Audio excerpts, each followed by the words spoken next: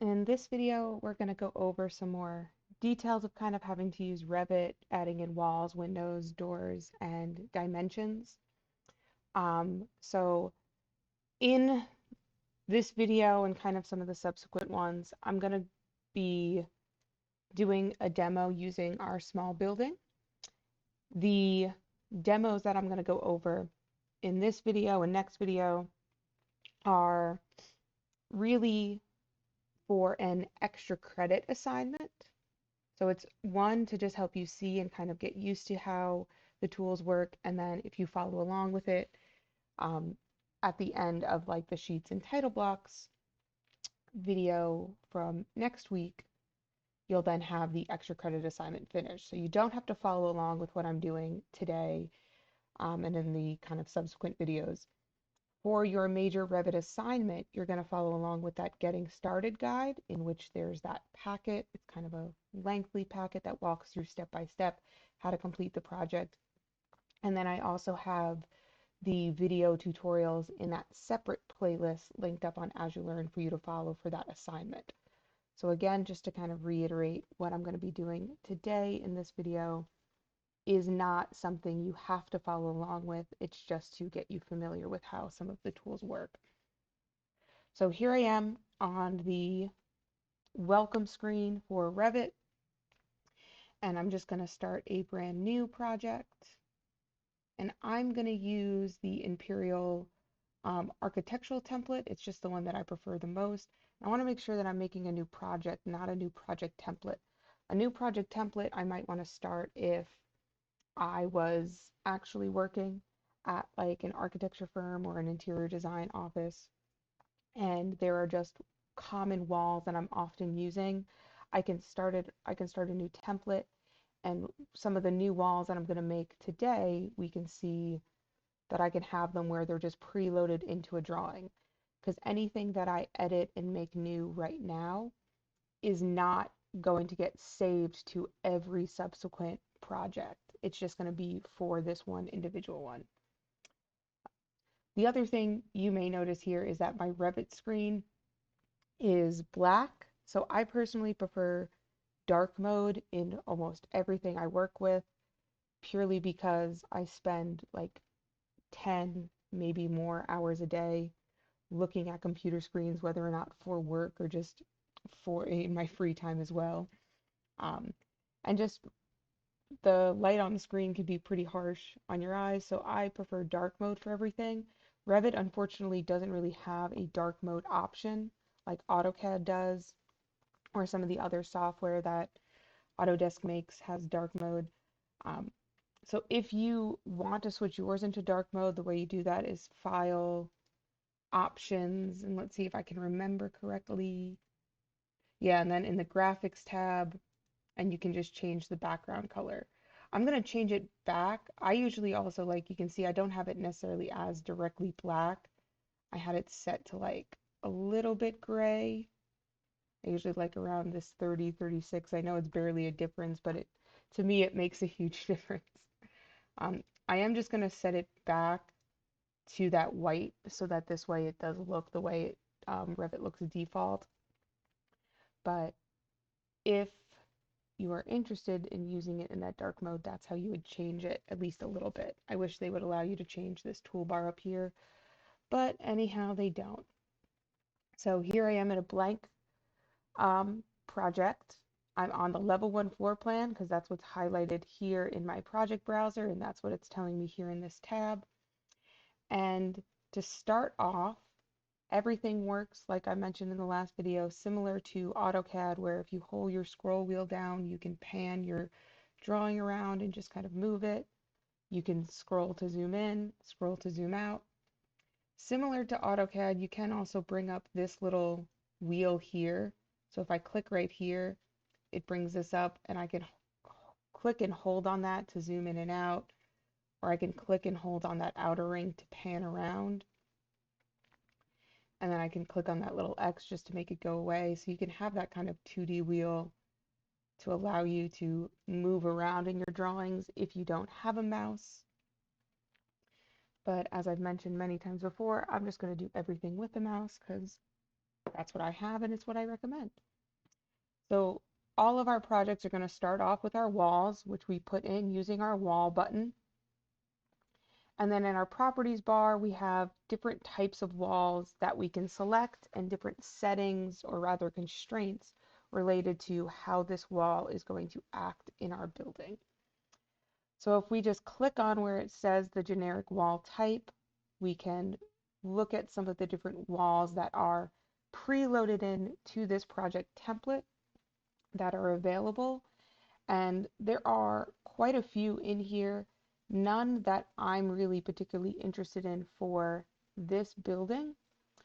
So I can, of course, make my own. So just based off of this generic wall, I'm actually going to make my own new wall type specific to what I want using this edit type button here.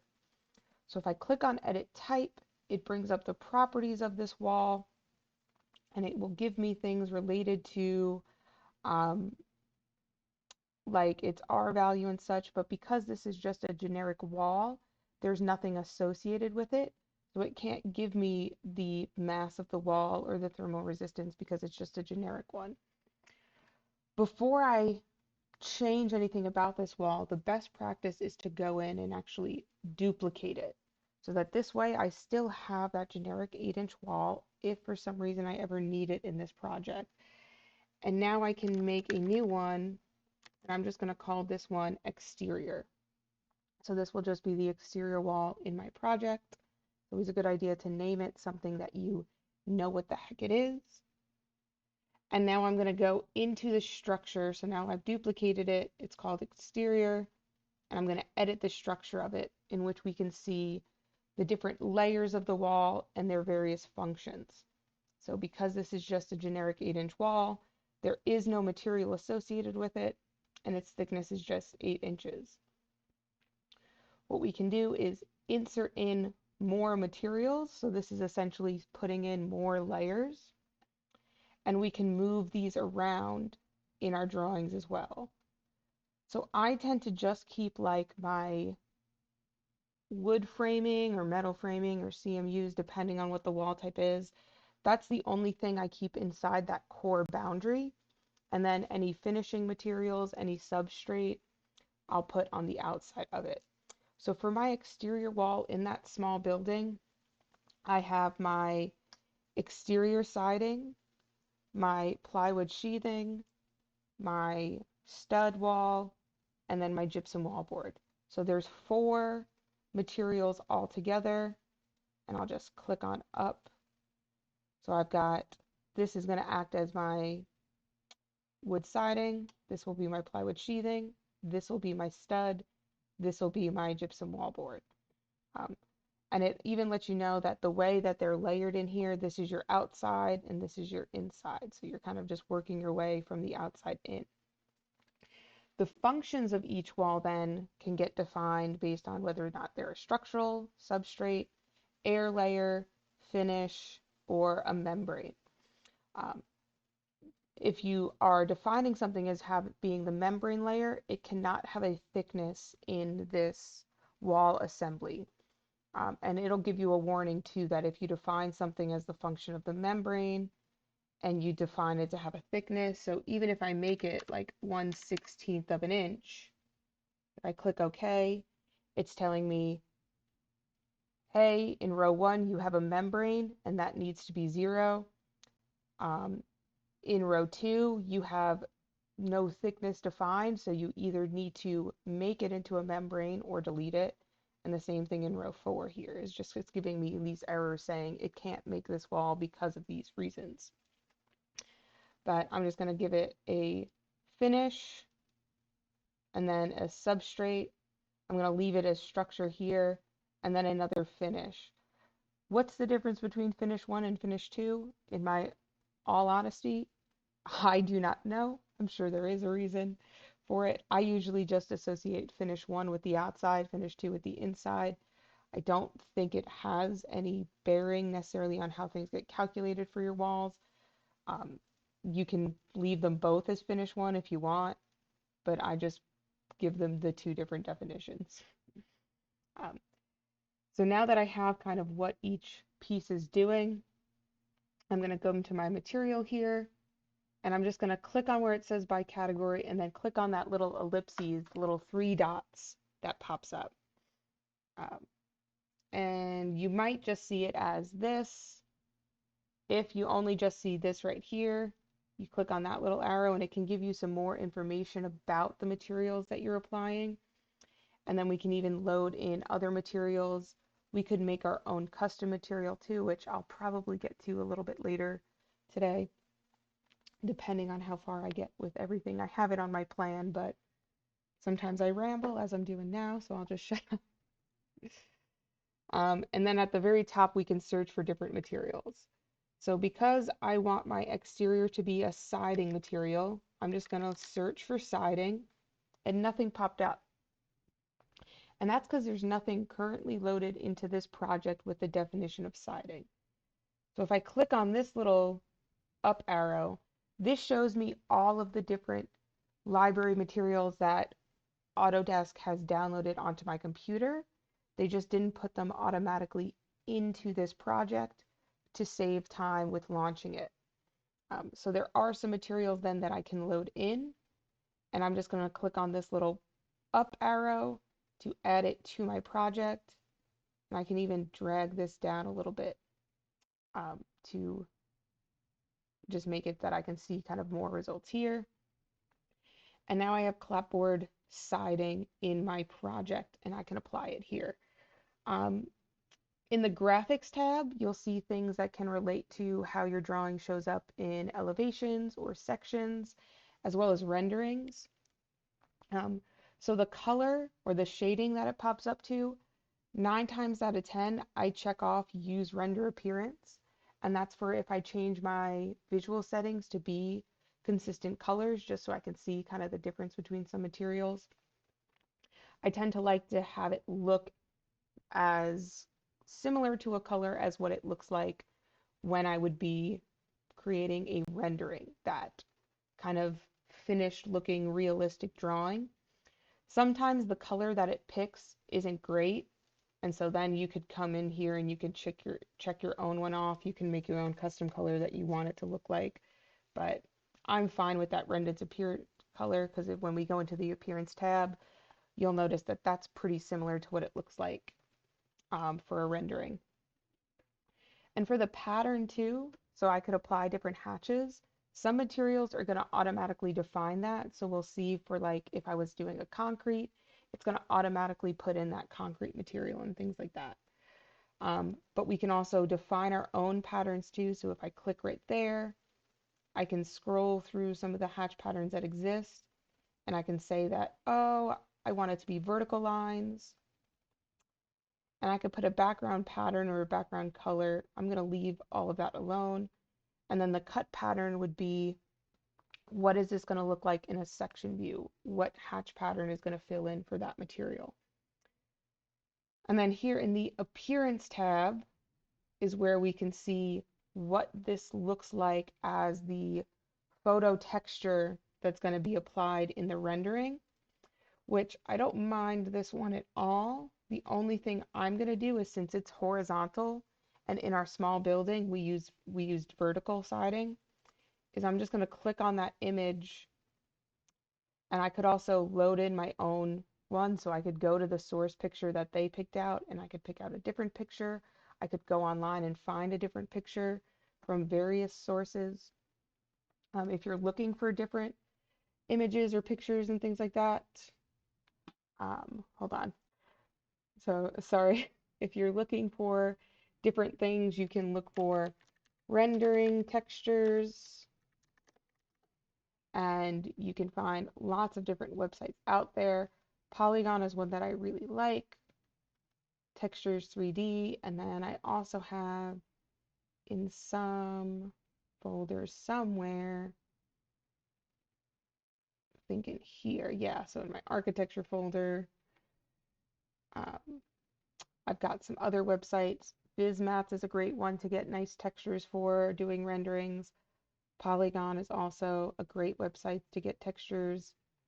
Textures.com also. Some of them do have ones that are cost money, and then some of them are free. And then lastly, another great one is SketchUp Texture Club. They have lots of different textures, so you can load these into SketchUp too. You can apply, you can make your own materials when you're using the paint bucket. But I'm just going to use the one that is there. Another good thing too is that if you are trying to like search through Google for just a for a good texture, is to search for like bricks texture seamless.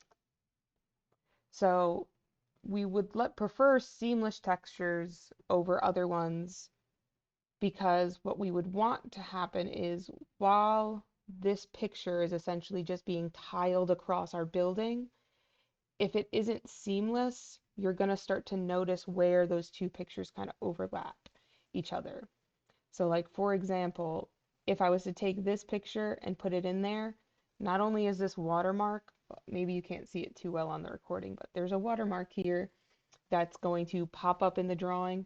This little bar at the bottom is also going to pop up across my drawing. And every single one of these worn bricks is going to just kind of make a pattern of it, and it may start to look a little less realistic. Versus something like this one, notice how it ends on this darker color, ends on this darker color. So as it goes across, it's going to almost look a lot more realistic than if I was to use something that wasn't a seamless texture. And just because I Googled with the word seamless doesn't mean that every picture popping up is going to be a seamless one. But just some tips for finding materials. I'm just going to use the one that they give me, and I'm going to rotate it. And just like with hatches, I could type in a number, or I could move this slider bar. I'm just going to come over here and just say I want to rotate it 90. I could adjust the scale too, so if I wanted it to be bigger or smaller, but I'm just going to leave it alone as is and just say I want it 90 degrees. And that's why I don't mind the color that they chose for the render appearance, because that is pretty similar to what the color is going to look like. And then okay, and I'm going to give it a thickness of 3/4 of an inch. And you could type this in as just deleting the whole text bar, but to do that, you have to make sure you have to put the 0 first for 0 feet, space 3/4 or 0.75. So we're going to be using actual dimensions when making our walls and things like that, as opposed to our nominal dimensions. And then for my substrate, so this is my plywood sheathing. I'm just going to click where it says by category, click that little ellipses, and I'm going to search for plywood, which there already is plywood sheathing in here. Not too worried about the color it's going to pop up on, just because it's not an exterior thing that we aren't going to see. I could add a cut pattern if I wanted to, so I could scroll down and find, where's my sheathing pattern? There's my plywood pattern. And we can even see like what its finish would look like, but again, this isn't a material we're really going to see in a rendering. And so I'll click OK, and I'm going to give it a thickness of 0.5, because that's what I'm 99% sure it is, but if it's not, I can just go and change it before the end. And what we can see here is as I'm applying different thicknesses and different materials, the total thickness of my wall is starting to get filled. And because I have materials applied here, it's starting to come up with an R value and a thermal mass. Then for my structure, I'm just going to click on by category again. Change this to softwood. So I want it to be softwood lumber. I'm not going to apply any materials or worry about its appearance or stuff. And give it a thickness of 5.5. And then for my finish on the inside, click on by category, and I'll search for gypsum. So we can see here that it did automatically, because it knows that it's gypsum wallboard, it automatically gave it a cut pattern of that sand, which is nice that we don't have to worry about applying that pattern for it. It already has an appearance of looking like gypsum wallboard, which is great. And I'll click OK, and I'm going to give this a thickness of 0.5, which I was right, the plywood is a 1/2 inch. So then I've got my exterior wall with a total of 7 1/4. I have all of my physical properties for it. If I click on this little preview, it even gives me like a little look of what it kind of looks like. So here's then my um, clapboard, my plywood, my 2x6 stud, and my gypsum wallboard. So it shows me all of the different pieces. Now, if I wanted to make my own custom material, so I'm just going to go in here, I can click on this button here and say I want to make my own new material. I can right click on it and rename it. So I can name this one like custom brick. I can change the color that it appears. I can change some of its surface patterns. And so these two categories are going to have no effect on anything related to the rendering. The cut pattern or the surface pattern, they have nothing to do with how it renders. And I can add in appearance things. So this is where I could load in my own custom texture image. And I can even add in physical properties. So if I wanted to add in physical properties or even make my own custom properties, I could give it the properties of, I don't know. I said it was custom brick, but I'm just going to give it the physical properties of balsa wood just to save time.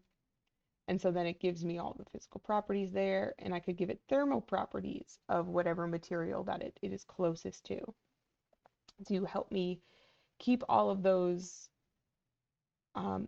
assets and information that I get in here in check, because that will really help with some green building concepts, and it'll help with some of the analysis and information related to, how much energy is that building going to use and how efficient is it. But I'm not going to make my own custom material here. I'll just click OK, and now I have my exterior wall. Click OK, and now I can start understanding how this wall is going to be made for my building itself. So the location line pretty much is just when you're typing in your measurements, where are you drawing from and to, and you can change that either here in the properties bar or up here in this little green bar. So wall center line is just doing it purely off the absolute center of the wall with all of those materials included. Core center line would just be based off of the center of those materials that we have in that core boundary. So if we look at our wall assembly, the only material we have in there would just be the center of this stud. Wall center line would be slightly skewed more towards the outside, just because this outside portion is a little bit thicker than our interior portion. So that's going to be the difference between those two. For our exterior walls, most of the time we want to do it to the core face exterior. And that's because those measurements are going from the face of stud to face of stud, and our core is just our stud. So I'm going to do mine based on the core face exterior, but again, you can always change it after the fact. Our base constraint is the very lowest part of our wall. So that's what is the level that this wall is starting on. So I'm just going to start it on level 1. And our top constraint is how high up is this wall going. So by default, it's set to unconnected, and then it has an unconnected height of 20. And I could click in there and change that 20 to be whatever I want, or I can change it up here. Or I can say that I want it to go up to a specific level. So I'm going to say that I just want it to go up to level 2, and then later on I could even redefine level 2 if I wanted to. And I could change a top offset, so I can maybe make it go up to level 2, but only 6 inches above that, or 6 inches below that, or whatever distance I pop in there. The thing is that if I was to do level 2 currently is set at 10 feet, which is why this automatically got filled in as 10 and this got filled in as 10. and it's grayed out because I'm saying to go up to level 2 instead of to a user-defined amount. If let's say then I gave this a negative 11 foot, it's giving me this error saying that, hey, you are offsetting your wall 11 feet down from the top of from level 2, which is set at 10 feet. Um, right now, though, that's going to mean the top of your wall is underneath the bottom, which don't make sense. And so it's telling me we can't make this wall, and I'll just reset it and say that I just want it to go up to level 2 with no offset. Now to start my walls, I'm just going to click inside those little elevation markers. Doesn't matter too much where I put it right now. So I'm just going to click to start.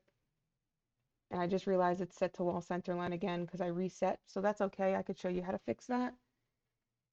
And I'm going to say I want it to be 24 feet. So I'm just going to type 24, enter, move my cursor down, 12, enter, over, 24, enter, and then just click to close it.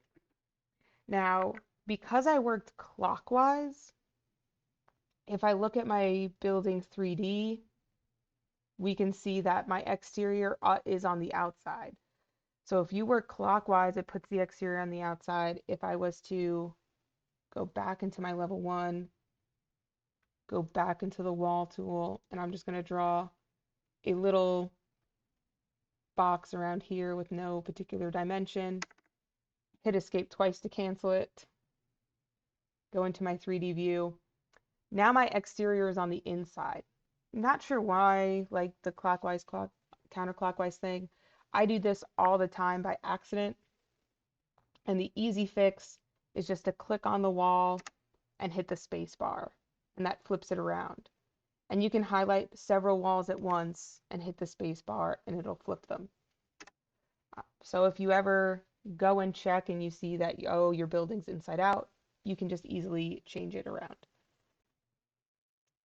Back into level 1, and I'm just going to click and drag to highlight all those walls and delete them. Same thing too if you like maybe realize, oh no, I did my wall in the wrong type. So let's say I wanted this to be like a brick wall, but I accidentally did it in this exterior one. I could click on it and I can change it to be that brick wall, and that without having to go back and redo any part of it. But I'm just going to Control Z to undo that because I did my walls in the right one. So next up, just in our drawing, I want to go over kind of how details appear in everything and how we can change things like that. So we have our detail level right down here, which is set to coarse. If I set it to medium, it'll start to show me all of the different materials that I have applied and all of the different layers. If I set it to fine in this particular drawing, it's not going to change anything because there's not really a whole lot going on yet. I usually will have mine set to medium and just leave it at that.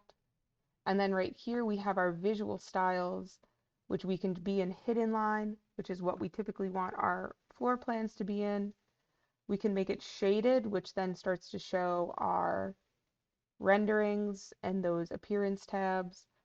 Consistent colors is one that I like a lot when I'm looking at 3D views. Realistic will then apply all of those different like actual render material kind of things to a drawing, which I really don't ever want to do in a floor plan unless maybe I was doing like a section cut render, but even then. So I usually just leave it at that fine. And then up here is an option to have your line weights turned on or off. So if I have my line weights on, which it does by default, then it will apply those line weights that are different layers we're doing in AutoCAD. It's really hard to see all of those different layers in there because that outer line is so thick. And so that's why turning this setting for thin lines on can be beneficial, so I can measure, you know, to the face of the stud and the face of the stud over here. Another way you can turn that on or off is in the View tab. Yeah. The view tab, there's that button here, but the quick toolbar up at the top is, for me at least, the easiest way to just kind of get it on or off. Now, to add in that interior wall, even though I know that these aren't the correct measurements because when I did this wall, I did it to wall center line. So that means if I come up here to place a dimension, from the center of the stud to the center of the stud is 24 feet, but I want from the face of the stud to the face of the stud to be 24 feet, which we can see it's not, but I'll show you how to fix that later. Double hit escape to get out of it, and I'll also show you how to place dimensions later. I just want to put in some walls and windows and then show you how I could fix my drawing after the fact if I make uh-ohs. So for that interior wall, I'm just going to go back into the wall tool. I want to make another custom wall for it. So I'm going to go into edit type. I'm going to duplicate this wall. So rather than editing my exterior wall, because that would then change all of the exterior ones, which I don't want to do. And I'm going to name it interior. And then I'm going to go to edit its structure and just delete at least one of those layers. I'm going to change this one to finish, change the material to gypsum wallboard. I'm going to leave its thickness as 1/2 inch. For the interior, I still want it to be structure in that core, but this is made out of a 2x4, so it's 3.5. And then everything else I can leave alone because I still want gypsum wallboard on that other side. So this is that interior wall where it's just kind of that sandwich of gypsum wallboard and gypsum wallboard. Click OK. OK, and now I have this interior wall that acts separate from my exterior one, so I still have that exterior wall I made and the interior wall I made. Which, whoops, didn't want to click there, so I'm going to hit escape. This one I do want to leave the location line at wall center line because I just want to do a measurement to the center. And it actually is showing me where the center of this wall is.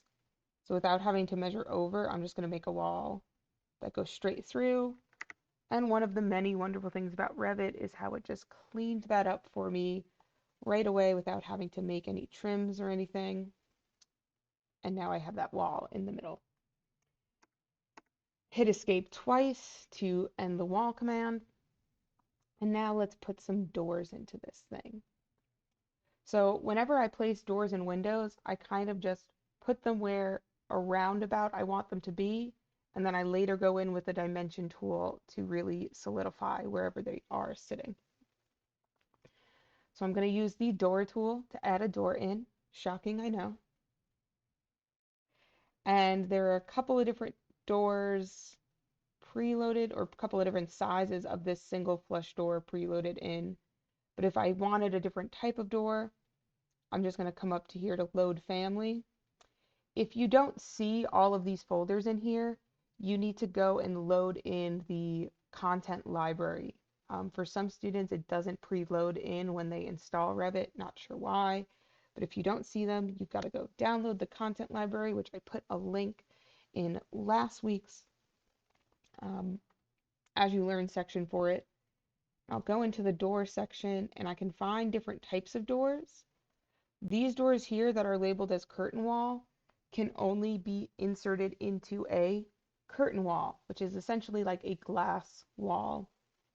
So these can't be loaded into any other wall other than those curtain walls. Really, let's see, I just kind of want to load in a door just for the sake of loading in one. So let's find one that I want to use. I'll do this one. Oh, never mind. I don't like that it's interior, so I'll do this exterior one, sure. Now when it loads in, it's going to ask you, like, do you want to load in a specific size or anything? So I can say that I just want doors with a certain width, I just want doors with a certain height, or I can say I want to load in all of them. So I'm just going to say I just want this 3 foot, 6 foot 8 one, um, which apparently I can't change this, so there's only that one. And I'll click OK, and it loaded in this door here. It's giving me that little no symbol saying that you can't put a door here because there's no wall. So Revit is a lot, I wouldn't, or I'll say it's smarter than AutoCAD in that it knows that a door has to go inside a wall. And as I go to place it, it's giving me kind of those pre-done dimensions. So it's measuring just how far away it is from that center line of the wall. I'm just going to place it generally where I want it to be. And then if I want to flip it around at all, I can click on these arrows. So I can change which way it opens. I can change which way it swings. And then I can even click on any of these dimensions and I can update them right away.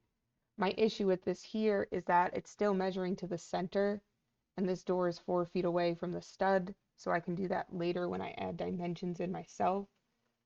So where that door is just fine for now. Escape to get out of that particular door.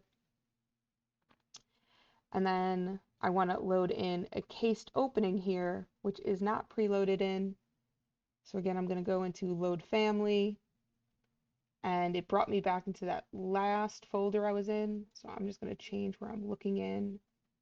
Go back to doors, opening, okay. And it loaded in a bunch of different sizes. So I want this 36 by 80. And again, I'm just going to put it kind of around about where I want it to be. And it's fixing up all of my different line types, all of my line weights. It's trimming everything exactly how I want it to look, which is wonderful. So let's go back into my 3D view just so we can kind of see what this building or drawing looks like three-dimensionally a little bit. If I want to orbit around three-dimensionally, I can either click and hold on this little view cube out here, and I can orbit myself around, or if I hold the shift key and hold down on my scroll wheel, I can orbit myself around. And this typically in like the 3D view, this is where I will apply consistent colors. Or the shaded view, but I'm not a real big fan of shaded. You can do realistic, which will help us see some of those renderings and materials on it. In my opinion, realistic can make your computer pretty laggy. So if you don't have really a beefy desktop that was made to do CAD work, which I'm assuming a lot of you don't because those tend to run fairly expensive, then I wouldn't recommend running anything in realistic mode. So I'm just going to leave it set in my 3D view as consistent colors because this visual style here is completely independent. And if I double click in level 1, then my visual style here. So I can keep myself in that consistent colors mode there while not operating on it in here. And so now I've got my doors added in. For this building, I really just only have these two. And now I'll start to add in some of my windows. So for that, I'll use the Windows button. Never would have guessed it. And we have a few types put in here by default. So a fixed window, which would be a window that doesn't open. A casement window, so casement windows are hinged on the side. And then they've got the little handle that you can turn to open them up. Or a double hung window, which is the one where you just pull up or down for it. And we want a double hung window for our building, but there is no double hung window preloaded in for the size we want. So I'm just going to pick on any one of them. It doesn't matter which one. And then just like with my walls, I'm going to go into edit its type. And I'm going to duplicate it. And I'm going to make it 36 inches by, so let's see, I think it's 4'8", isn't it? Ooh. Yeah, they're 4'8" inches tall, which would be how much? Hold on, I gotta bring out a calculator. Sorry guys, I'm real stupid with math. And that would be 48 plus 8, 56. Um, I like to name mine just to be consistent with the naming scheme that they have by default. Some students will just duplicate it and just name it new window I made. Fine, if that's what you want to do. You can also change it, like the different materials that are in there too. So if you wanted it to not be white cladding, you can click on there and you can change the different materials. You can change how it may render. All the different things can get switched in here. I'm just going to play around with the dimensions. So I'm just going to change it from having a width of 2'2" to 3, and I'm just going to click out of that, and it's going to automatically assume 3 feet. I could do 3 space 0. I could put that singular apostrophe for the tick mark, but I just don't feel like it. 4'8" for its height. And then I can change a couple of other things in here too that I'm really not gonna worry about. So like the Muntin width and height, believe is just referring to like the overall frame in the window, but I'm not concerned with it. I'll just click OK. And now I have my new window type of my 3-foot window. And I can change the sill height here as well, or I could do it after the fact. I'm just going to do it beforehand and say that I want a sill height of 2. And by the way, anytime you move your cursor out of the properties bar, it accepts that as almost like the enter key, which some students find really frustrating and annoying because they move their cursor out of the way to see what they're typing. So like let's say I go in there and I want to change it to say 4, and I move my cursor out of the way, and now I can't type anything in. Which you're right, that is frustrating and annoying, but that's how it works. So I want a sill height of 2, and I'm just going to put some windows in where I want them to be, just roundabouting or guesstimating where I want my windows, and then I'm going to hit escape twice to end the command. A lot of times, and let me actually change some of my OBS keybinds before I mess everything up. So one moment. Just like that, I'm back. I use the arrow keys to like pause and stop my recordings, and I realized I was about to really mess a lot of things up. But I like to use my arrow keys on my keyboard to nudge pieces around in my drawing. So I would like use them to just kind of like move things around, maybe up or down a little bit, and that would have really screwed my recording up, and I would have had to redo it, and I'm already 40 minutes in. But anywho, so now I've got all of my stuff in here. Now I can start placing some dimensions. Or actually, hold on, there's a window over here that I forgot. Whoops, easy fix. Go into the window tool, and it remembers the very last window I used. If I wanted it to be a different one, I could change it, but I'm just going to keep it as this one, and I'm just going to place it there. Double hit escape to end it. Now I'm going to start placing around some dimensions to help align everything up, maybe change some things around. And I could do that either using the dimension tool in the quick toolbar, which is what I usually prefer to do with, or if I go into the annotate tab, there's the align button here. But I'm just going to use the quick button toolbar. Now, by default, it's going to try to guess where you're dimensioning to. So it's kind of hovering over those, the centers of it. I could change this over here to say that I want like the face of the core. So now it's just automatically going to the face of it. It still will show me that center line, but it's also showing me like faces of things. I believe this entire walls one isn't going to be too beneficial for us. Oh no, look, see, look, it did the entire wall from face up to face up. How cool.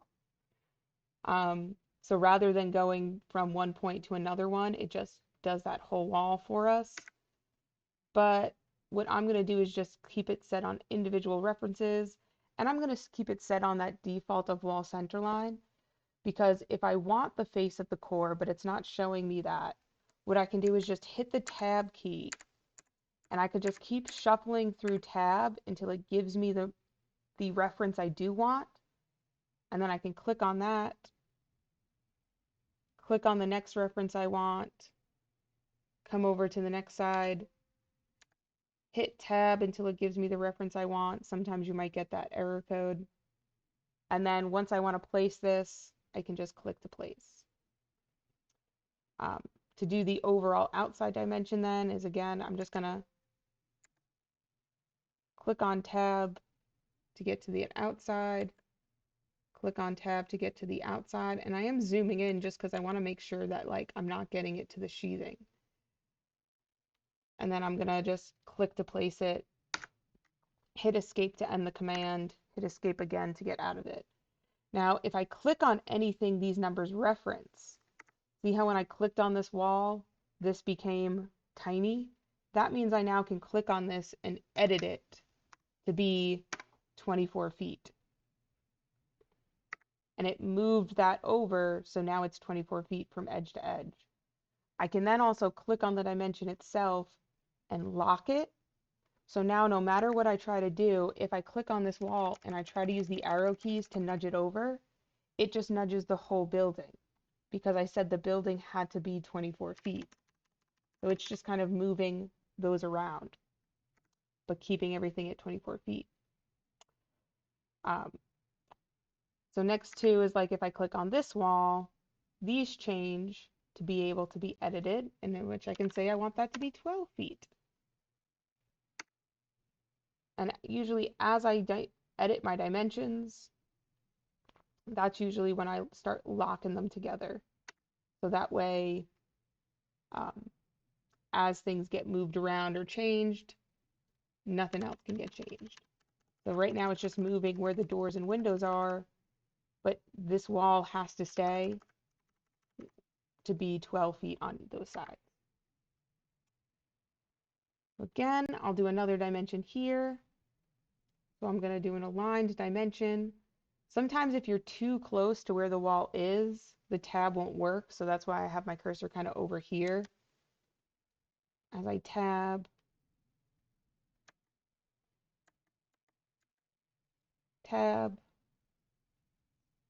click to place it, escape to get out of it, click on a wall that it's referencing, and then you can change that. And why I tend to do it after the fact rather than keep my measurements perfect the first time around is if this was something that I was just coming up with as I'm going with, if I didn't have a specific set of instructions to go off of, then I'm just kind of going to be placing walls down, and I'll just do it in this interior wall. And I'm just going to kind of be estimating some things as I go, nothing necessarily as a perfect size or anything. Like, so here's my ugly building. Maybe it could become something beautiful, but I'm just kind of laying out a general layout, and then I want to go back and make these numbers that would be friendly for construction. So I'm not really too concerned with those numbers when I'm just trying to lay out and come up with a general idea of my building. So again, I'm just going to place another aligned dimension here to the center, and so it gave me that center line reference automatically. Pretty nice, so that way I don't have to worry about going and finding it. And then I can click on this wall and I could figure out, okay, well, what's this distance then should be 4. Enter. And escape to get off of it. And it looks like, because I didn't lock that, so let me Control Z, click on this dimension and lock it. Now when I click on this wall and change this to 4 feet, it just adjusts just that window. Now I want all of these to be nice and aligned with each other, and so I'm actually going to click on this 4 and lock it together. And I could place dimensions and lock dimensions for these two as well, but the better way to do it would be to click on this window here and then use some of these modify tools to change it around. So when I have the window selected, I get this option to align elements with each other. And so this can be very beneficial for aligning walls with each other. And we can see in this little video that's playing where they can just make it that these two walls now are in line. And we can do the same thing with doors and windows. So I'm just going to go to align the center of the thing that I want to keep stationary with then the center of the thing I want it to move to. And I can lock those together. And so again, the center of the thing I want and the center of the thing I want it to move to, and then lock them together. The reason why I probably want to lock them, which let me hit escape, and let me turn down the desktop volume on the recording so hopefully those things aren't super loud for you, is then if, and let me just unlock this dimension, if I wanted to use my arrow keys to nudge these around, everything nudges with it because they're locked together. So as I move this window up or down, and also the thing I like about the arrow keys too is that if I zoom in, it'll move less each time. And if I zoom out, it moves like at bigger steps, which I just think is kind of neat. But let me just Control Z to get back to my 4-foot. And then lock it back. Those features could still stay aligned with each other. So, you know, if you were changing things in a walkway, you generally want to have all of the doors and openings in that walkway aligned with each other, and you can just kind of easily have them all go to each other. Same thing then with my door here. So I'm going to do an aligned dimension from the face of stud to the center of the door. Click to place it. Hit escape to get out of that dimension. Hit escape to get out of the entire tool. Click on my door, and now I can choose this dimension and change it to be whatever I want it to. And then lock that dimension so it can't change.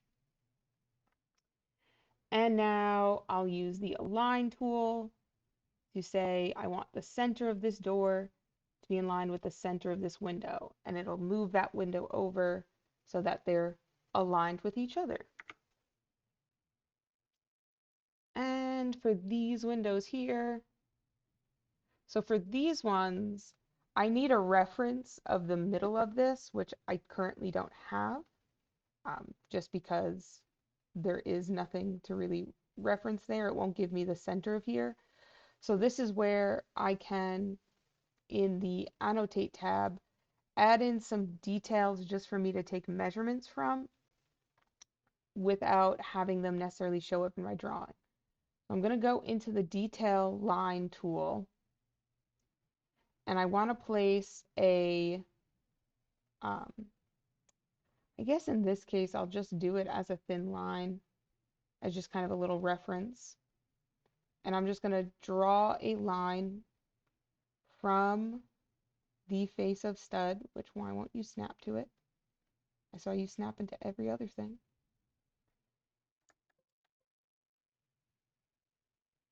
Why not?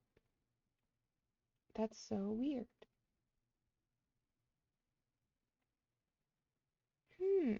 It's never done that to me before. Bizarre. So it's going from the absolute exterior, so I'm just going to do some quick math in my head. Uh-oh. So that would be 6 feet over plus 3/4 plus 1/2, which never mind, I'm not going to do quick math because we've established that I'm an idiot. 1.25 plus, okay. So I'm going to draw a line over 6 foot 1 1/4, which that then gives me where the center of this is, where the center of this window bank is supposed to be. And then I'm just going to go 3 inches over, so 0 space 3, and draw a line straight down from this point, draw space over, 0 space 3, line straight down, hit escape, and this is just giving me a reference for where I want this window moved to.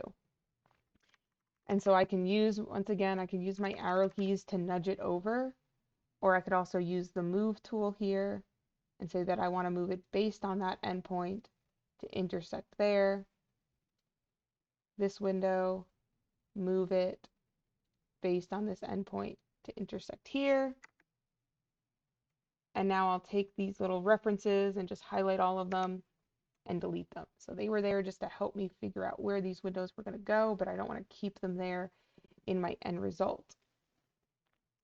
And I'll do another aligned dimension, which, ooh, this brings up one of the other great things about Revit is Revit's warning me, hey, you know, you've been working for around an hour and you haven't saved. If we crash, you're going to lose all that.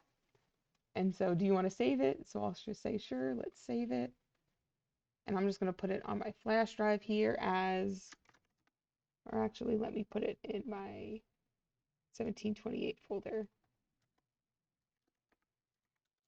which Revit demo for class. And it'll also create backups as you work through it too, which is nice. So it might crash, and what you're going to notice is, and we can look at it if I can remember, you're going to find various Revit backups in here, just like, and it'll be like Revit demo 0.00001, Revit demo 00002. It'll start to make these automatic backups for you, which can sometimes just take up a lot of space, but when Revit crashes, which it can do, it is really nice to have those automatic backups so that this way you don't lose a full hour's worth of work. You just, you know, maybe you're losing 15 minutes.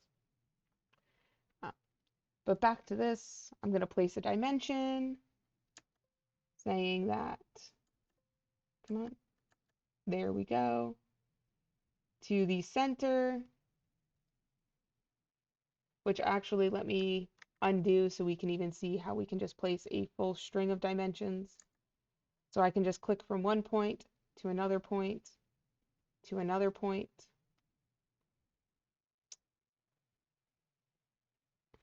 And then I can just get a full bank kind of all of my dimensions as opposed to making individual ones.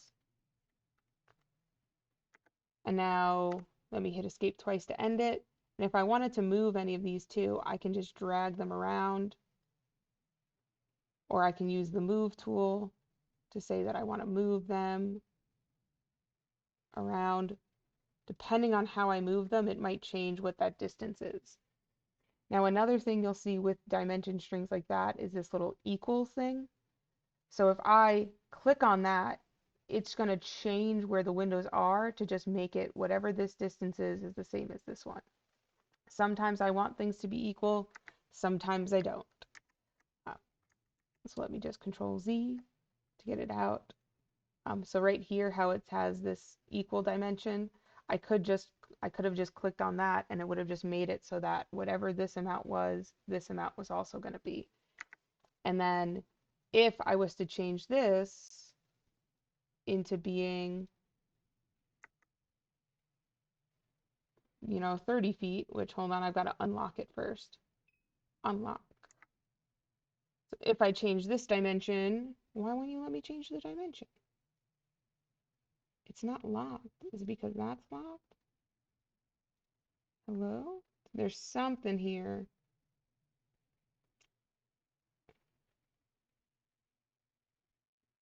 Stopping me. There we go.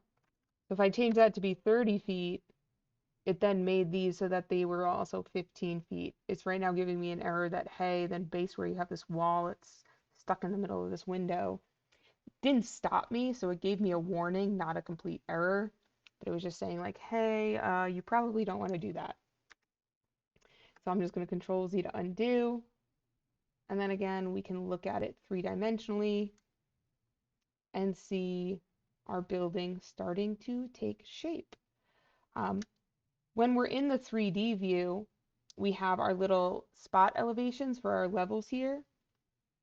And we can also look at it in um, the elevations as well, and we have our little spot elevations. So in here I can click on my windows and I can shift them around for their sill height using my arrow keys, or I can change the sill height directly here to a specific amount. I could also add in a dimension for that sill height and change it if I wanted to, um, but I really don't. Don't know why I'm so zoomed out when I go into the south one, but I can just zoom in. It's okay. Um, we can also change our visual scale, which is going to then update our hatches. So by default, it put me in 1/8 of an inch equals a foot. And so if I switch myself to 1/4 of an inch, it updates my hatch automatically for that. And it updates the amount of detail it may put into a drawing based on the size we use. So if I made this, 1 foot equals 20, it's not going to put all of that tiny hatch detail in there. If I did this at full size, so that's 12 inches equals a foot, like we're getting, actually for some reason, no detail. I'll just put it back at 1/4. Now with these spot elevations, what I tend to do is take them and not do that, Control Z, is I like to grab them and just kind of drag them in towards the building itself. So once I get that little move symbol,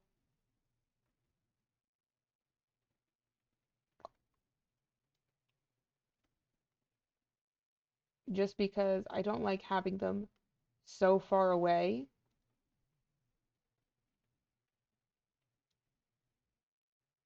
And then having them nice and lined up with each other is nice. You can even move them all at once. And I could change what this level 2 is as well. So if I click on the level 2, I get this dimension here that I can switch it around. So I'm just going to, like make it 20. And not only did it bring the whole level up, but because I had these walls constrained to level 2, it brought the walls up with it as well. So if we look at it 3-dimensionally, now they're 20-foot walls. Doesn't change anything about how my floor plan looks, but it changes those elevations and it changes the 3-dimensional view. Same thing then is additionally to clicking it or changing it here, I can click on the level and I can change it in the constraints here in the properties bar, or I could click on this number here and change it. So if I wanted level 2 to just be at 8 feet, I could just change it to 8, enter. And now it's 8 feet tall. Changes it for all of the elevations. It changes it for the 3D view without a lot of extra effort. If I wanted to add in additional levels for like maybe the top of my roof or for my foundation, I can add those in within the architecture tab, but you can only add levels when you're in an elevation view. So if I wanted to add in things for my foundation, I have the level button here, but we'll notice when I go into like a floor plan and I go into the level button, I can't add a level because I have to be in a elevation view. Doesn't matter which one necessarily, but I have to be in one. And so I'll click on level and I can click where I want it to be, click to place it. And we can see here that it made a new plan then based on that level. And I can also click on it here to rename it. So I could right click rename, I could rename it over here. And I'm just going to call this top of footing.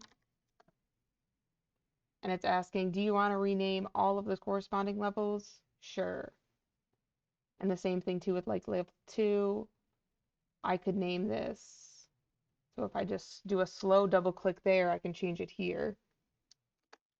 And I can just call this like ceiling. Do I want to rename the corresponding views?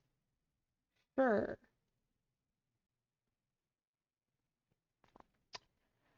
Um, and now I can add in some foundation walls.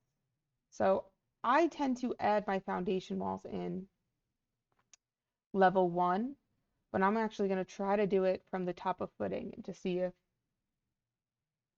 there was this little trick I learned like a year ago.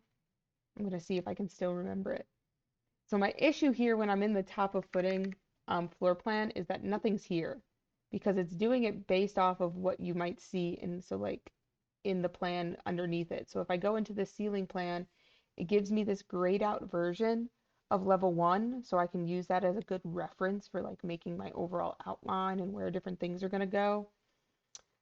When I go to top of footing, nothing's in there because those walls no longer exist, or they exist above what I'm currently looking at. But we can change that in the properties panel of the floor plan. We can change what the underlay is set to, and currently it's set to none, but I can say, show me underneath this what level 1 looks like. And then it gives me just a nice little outline of level 1. So that's one way I could do it. The way that I got used to doing it is just while I'm in level 1, I just change my base constraint and my top constraint to match. But this way would be more technically correct, so we'll do it this way.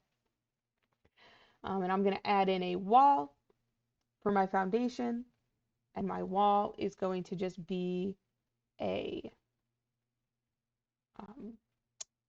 CMU. So I don't know if there's this generic 8-inch masonry. So let's click on that one, edit type, and let's see what this one is made out of. So this is made out of CMUs, this generic 8-inch masonry, so I don't even have to make a custom wall. I'm just going to use this one. Okay. And I'm going to leave my base constraint to be the top of the footing because that's where I want the lowest part of my wall to be. I'm going to do my top constraint to go up to level 1, which is what it's set by default, so I'm going to keep doing it. And for my location line, I want to line up the core center line. So I want it to give me the center of this wall, and I'm just going to go around and place my CMU wall to be lined up with the center of that core or the stud. And then I'll hit escape to end the command. So escape twice to get completely out of it. And now I'm going to just change my underlay in my properties back to none so that way I don't see it.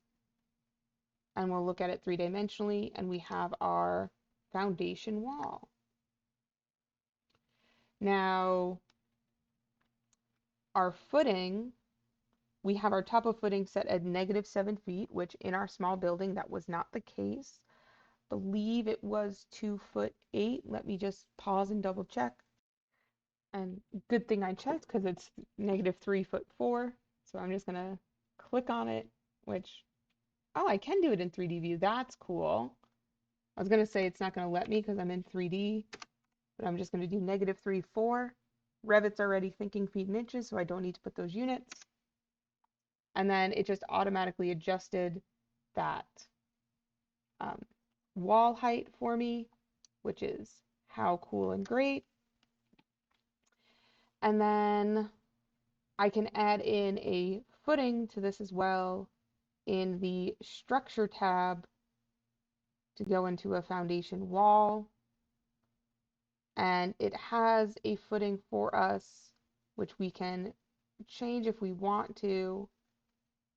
So I can go into this edit type, but it already should be, if I'm correct, the exact size. This one, it happens to be the size that we want to, but we could also duplicate it and change it.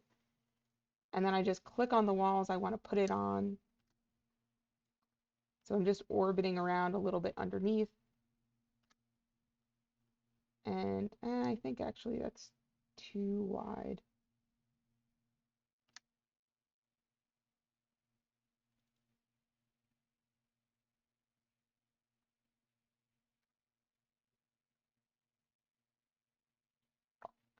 Ooh, and this brings up another good point, or another part, is when I change the top of footings height. So when I changed it to -3'4", and yeah, this is way too big. We can change it though, easy. Um, Now when I go into the top of footing, not the ceiling plan. I do that all the time. I go into the ceiling plans accidentally. Now it shows me the actual floor plan, and that's just because of the view extents of this particular view range. And so while I'm in it, I'm just gonna come up here to, or come scroll down to the extents tab for the view range. And that's saying to, because it's making the cut 4 feet above the view range. And let's just say I only want it to be like 1 foot above. Don't know why my windows are still popping in.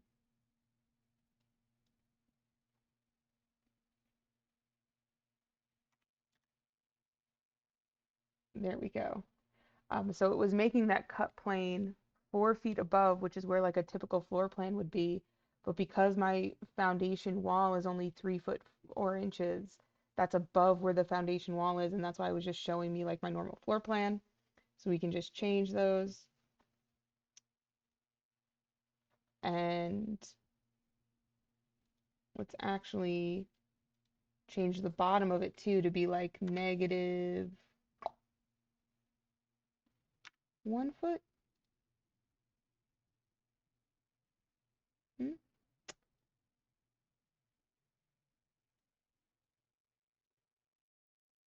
View depth is set above bottom clipping plane.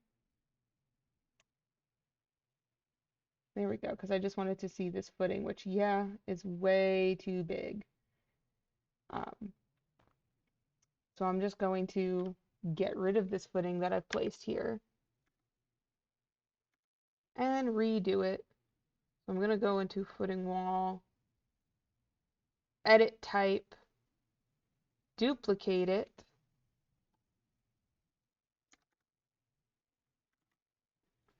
and I'm going to give it a width of 2 and a thickness of 1. And then I'm just going to click on the walls that I want to add a footing to, and I have a footing. And so now I have my building starting to take shape. So for today, I'm actually going to leave it here. And then in the next video, I'm going to go over floors and roofs and things like that. It should also be kind of maybe a more shorter hour-long video. I just don't want to overwhelm you guys with too much all in one recording.